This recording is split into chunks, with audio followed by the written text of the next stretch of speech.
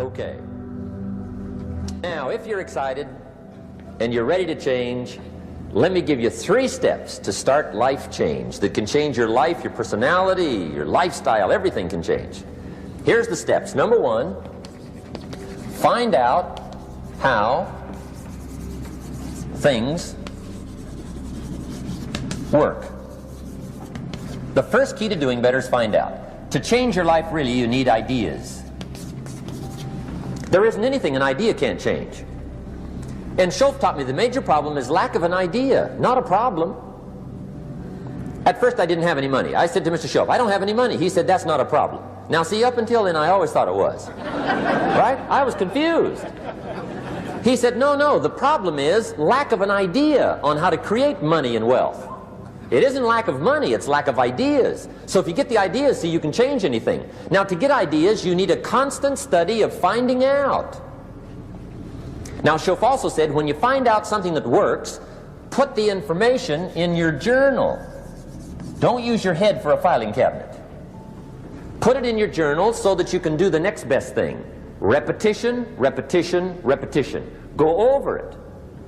And if you repeat it, go over it, sure enough, someday, some mysterious day, the idea takes root, starts to grow, and shows up in your bank account, and your dress, and your personality, and your lifestyle. But capture the ideas in your journal. Find out how things work. Schoaf gave me this word for my life change. He said, study. Great word. If you wish to be successful, study success. If you wish to be happy, study happiness. If you wish to be wealthy, study wealth. Don't leave it to chance. Make it a study. Some people just go through the day with their fingers crossed. See, that won't do it. You've got to study the things that can change your economic, social, spiritual, personal life. Now here's a qualifying phrase. And we'll have several of these qualifying phrases throughout the seminar. Here's the first one. You may not be able to do all you find out. I understand that. You may not be able to do all you find out, but you should find out all you can do. See, you don't want to wind up at the end of your life and discover that you've lived only 1/10 of it. And the other 9/10 went down the drain. Not for lack of opportunity, for lack of information. So that's number 1, find out how things work. Now here's the best human virtue for finding out, curiosity. Make a note of that. Curiosity. Be curious. You might add a word to it that'll help. Childish curiosity.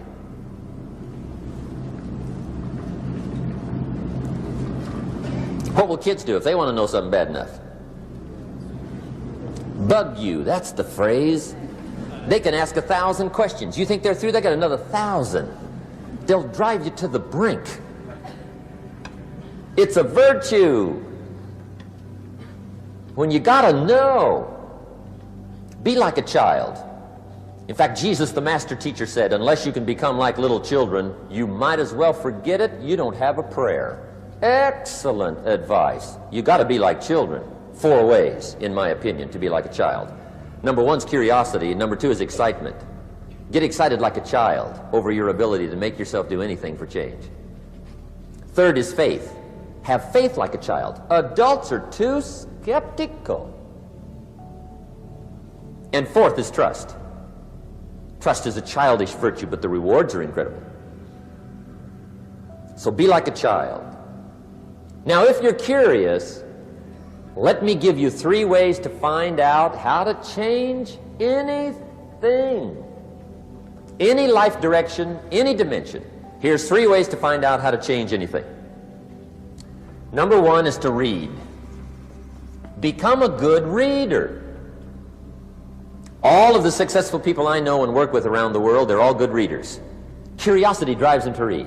They got to know. They just read.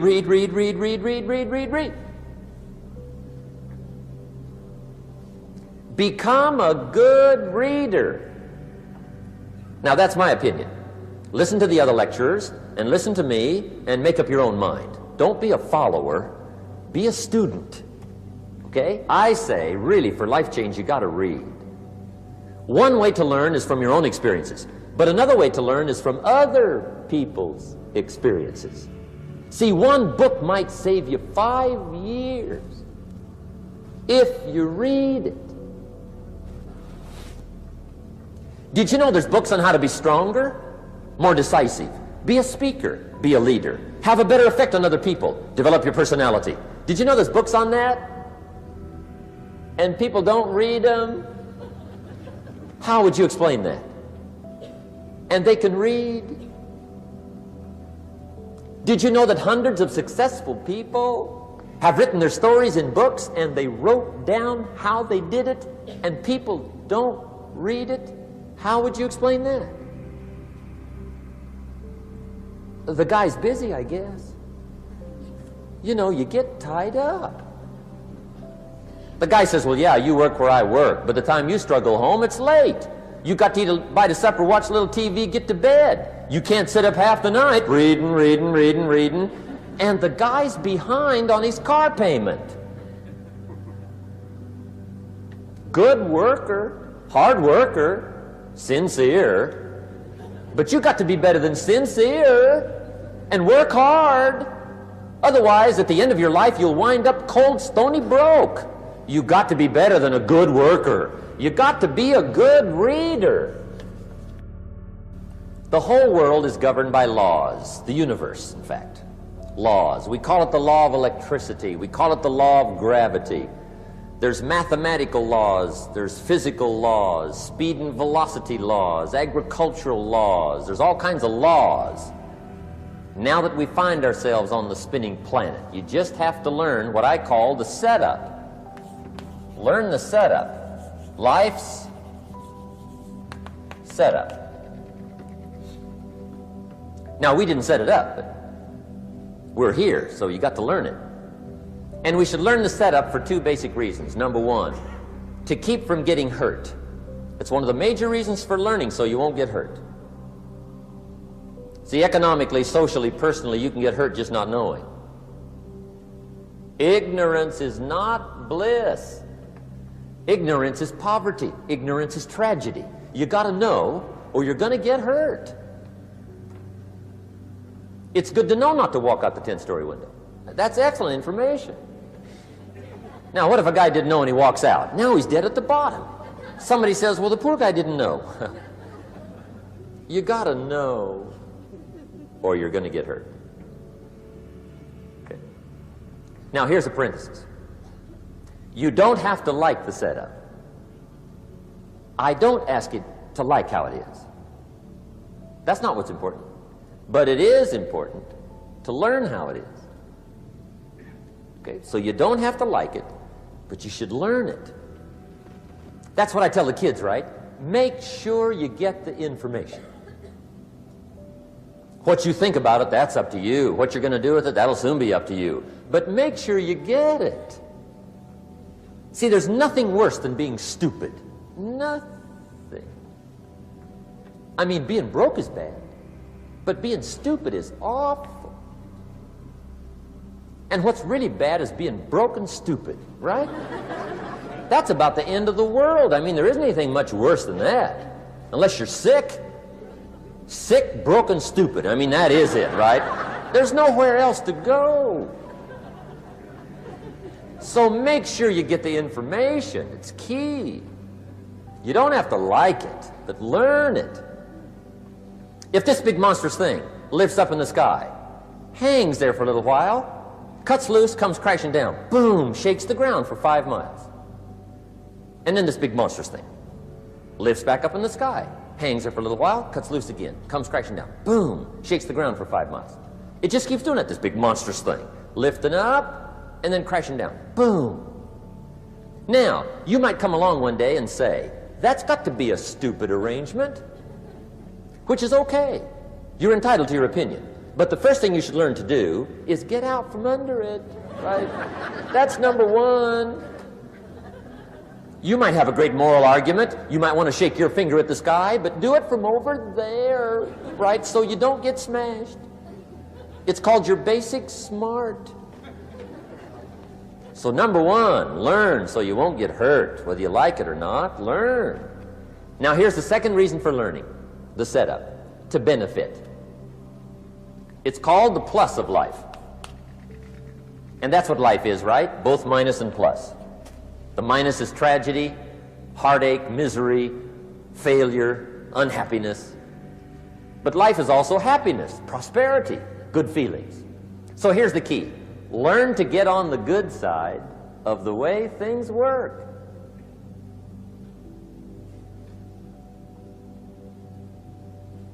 Now here's two of the basic laws, and we'll take our break.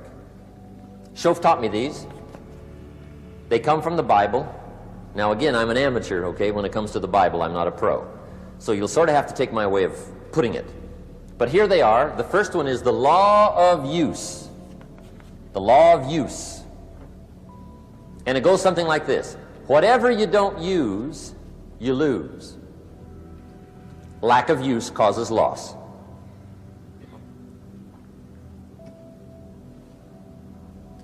On this planet, maybe not the next one, but on this one, if you tie your arm to your body, leave it there long enough, you'll never use it again. It's over for the arm. Now, it may not be over, but it's over for the arm. The only way to keep the use of this arm is what? Keep using it. If you quit, you lose automatically. They don't bring it up for a vote. You lose automatically when you quit. Now, the same thing that goes for your arm goes for your brain, mentality. The same thing goes for all the human virtues. Ambition, unused, declines. Strong feelings, unused, diminish. It doesn't grow, it diminishes. Faith, unused, decreases. It's a law. Vitality, unused, diminishes. Energy, unused, decreases. The guy says, well, I'm going to save up my energy. You can't do that. That's like trying to save today, put it on the end of the year. See, you can't do that. They'll come take you away. If you don't use today, what? It's lost. The guy says, well, I'll work twice as hard tomorrow to make up for it. See, that's foolish. You could have done that anyway. Today, unused is lost. A talent unused is lost. An ability unused is lost. So here's one of the key expressions of the evening. Take a new inventory of yourself. Starting tomorrow, new project. Take a new inventory. And make sure that all of your talent and ability and mentality and ingenuity and vitality and strong feelings, faith, courage, make sure that all you've got's being used. Otherwise, you lose. Now, one of the best illustrations of the law of use is a Bible story called the Parable of the Talents. The talent story. Interesting story if you haven't read it in a while. Just review it. It's a good story. An ancient story. It says there was a master with 3 servants. He got them together one day and he said to the 3, I've got these talents. And in those ancient days, a talent was a measure of gold. And he said to the 3 servants, take these talents and see what you can do with them while I'm gone. He said, I'm taking a journey and I'll be gone for a while. When I come back, we'll get together, go over the book, see how you did. He said, here's 5 of these talents for you. 5. Here's 2 of them for you. 2. And here's 1 for you. 1. The master said, take those talents, see what you can do with them. When I come back, we'll get together, we'll go over it all. The servant said, okay, master takes off. According to the ancient story, the master comes back from his trip. When he gets back, he gets the 3 servants together, and as he said he would, he asks, how did it go with those talents? You were 5. What happened? That servant said, well, I took the 5 talents you gave me, and I put them to work. A little shaky at first, but he said things finally got rolling, and he said, I poured it on. And he said, my talents grew to 7, 8, 9, 10. He said, I doubled my talents from 5 to 10. Books will show. Master said, one heck of a job. Or something like that. He said, I gave you 2 talents. What happened? That servant said, about the same thing happened to me. I put those 2 talents to work, poured it on. They grew to 3 and then to 4. He said, I doubled my talents from 2 to 4. Books will show. Master said, well done. He said, I gave you 1 talent. What happened? That servant said, well, I took the talent you gave me and I carefully wrapped it and I dug a hole and buried it. And camouflaged it, I suppose, right? So nobody would steal it. And he said, fortunately, nobody got it. And he said, I knew you were going to be here today, so I dug it up. Here it is, safely wrapped. I did not lose it while you were gone. According to the ancient story, the master said, take that talent away from him and give it to the man that's got 10.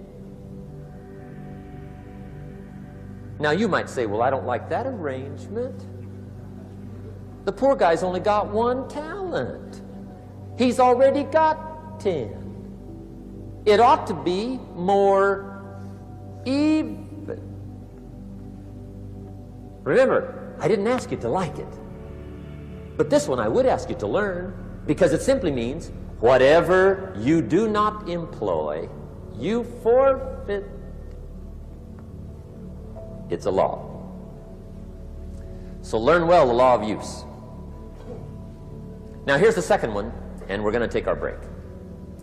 Second law from the Bible. This one we've heard since we were small, I'm sure. It's called the law of sowing and reaping. In fact, we've probably heard it so often we could quote it. It says, whatever you sow, what? You shall reap. Fairly blunt, hopefully clear. Here's my first suggestion on the law of sowing and reaping. Don't try to beat it. You might as well try sitting on the sun in the morning. Keep it from coming up. You'll have better luck. Whatever you sow, you reap. Now, for a fair share of my life, I'm a bit mixed up on how all this applies. Among a lot of things I was mixed up on. I knew I wasn't reaping too good. That I understood. My problem was I was confused about what was causing it. Remember me with the funny list? I thought those are the reasons why it isn't working out well. And then Mr. Schoaf gave me the clue that helped me figure it all out. He said, Mr. Rohn, I have another answer for you. There's another way to quote this law that'll show you where the problem is so you can go to work on it right away. All you need to know is where the problem is, then you can go to work on it. So he quoted me the law another way, and I found out what my problem was. Here's the way you quote the law. Whatever you reap is what you've sown. Now I knew what my problem was. Whatever you reap is what you've sown. If you don't like the crop, who do you look up? Answer, whoever planted it. And where do you find who planted your crop? Answer, in the mirror. What I finally learned to do come fall was to go to the mirror. That's where you go. And if necessary, you say, a few skinny carrots? I got to be unimpressed. Where were you last spring? Asleep. Didn't you read the books? Did you break your hoe? Let me give you 7 key points to the law of sowing and reaping. Let's tick right down through the list of 7, and it'll be break time. 7 points to sowing and reaping. Here's part of the philosophy that really helped me to make some changes in life direction. Number 1, the law of sowing and reaping is negative. That's number 1, which simply means if you sow bad, you reap bad. Now this is kind of 3rd grade, but it doesn't hurt to go over the basics. If you plant thistle seeds, you don't get pumpkins. Honest, no use looking for pumpkins. John says, how come no pumpkins? Come on, John. The law's negative. That's how come. Now here's number 2. The law is positive, which simply means if you sow good, you reap good. If you plant pumpkin seeds, you don't get thistles. Not from pumpkin seeds. Mother Nature won't pull tricks on you over in the corner snickering and pushing you thistles and you planting pumpkin seeds. She won't do that. You will get pumpkins from pumpkin seeds, and the reason is because the law is positive. Now here's number 3. I got excited when I found out the full dimension of this. See, you do not reap what you sow, but rather you always reap much more than what you sow. So the third key word is more. You don't get back what you put out. You get back much more than what you put out. And it works both positive and negative. On the negative side, it said, if you sow to the wind, you reap the whirlwind. So you got to get ready for that, or you will be naive. See, anybody can, whether you will or not. See, that's the question. And here's a good question to ask. We are all buying somebody's plan. The question is, whose? Who's got you talked into doing what you're doing? Who's got you talked into your present plan? See, 10 years from now, you will surely arrive. The question is, where? But see, anybody, if you want to, can go searching for a good plan, pick it, and start working it. And sure enough, as the time passes, as it surely will 5 years from now, 10 years from now, then you'll be winding up wearing what you want to wear, driving what you want to drive, living where you want to live, become what you want to become. But now's the time to fix the next 10 years. And who can? Anybody. Here's number 6. The 6th key to sowing and reaping. This is leveling with you now, as we promised to do. There's one thing better than the truth, and that's the whole truth.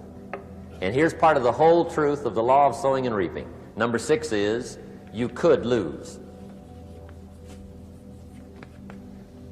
There are times when you just lose, no matter what you do. It's that kind of planet. You reap what you sow. Yes, but... what does that mean? Yes, but... well, the farmer plants his crop in the spring, takes care of it all summer, loves his family, works 10, 12 hours a day, 6, 7 days a week, is an honorable man. Come fall, he's got a beautiful crop, and he deserves every bit of it. But the day before he sends the combines into the field, a hailstorm comes along and beats it all in the ground, which means you lose. Somebody says, well, what did he do wrong? Answer, nothing. It's just that kind of planet. Sometimes it's going to hail on your crop and rain on your parade, so you got to get ready for that or you will be naive. That's just part of the life arrangement. And don't press me why. I was not in on some of the original decisions here, so I don't know how it got set up. But there's just times, sometimes you lose. That's part of life. But now here's number 7. The 7th key to sowing and reaping. And it goes like this. It's just another way to quote the same law. And it goes like this. If you don't sow, that's just another way to quote the law. If you don't sow, what? You don't reap. You don't even have a chance. So if you looked at your game plan tomorrow, you might come to the quick conclusion, I got to get some sowing going. How true. Get you some sowing going. And remember, you've got plenty of time. You've got all the time there is. Some people spend enough TV time to make a fortune. The latest article on television watching in this country, according to the latest article, the average television is on in this country in every household 7 hours a day, called the Big 7. I asked a guy one time what his TV cost. He said about $450. I said, you forgot to look at the price tag. He said, "What do you mean?" I knew he was a TV watcher. I said, "That television costs you, in my opinion, at least $12,000 a year. To watch it, not to own it. Owning it's cheap. Watching it is what's expensive." And I said, "Hey, $12,000 a year is too much to pay to watch TV. That's too much. Pay a little, but not $12,000. And he's the guy that said, "I hope pay TV never comes."